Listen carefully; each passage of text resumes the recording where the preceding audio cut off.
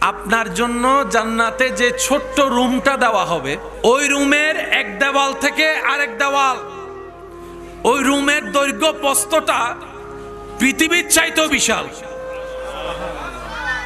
মানুষের এক জিনিস বারবার দেখতে ভালো লাগে, এটা মানুষের একটা ফিতরত, মানুষের একটা নেচার। এক জিনিস, ভালো জিনিস, সুন্দর জিনিসও বারবার দেখতে ভালো লাগে।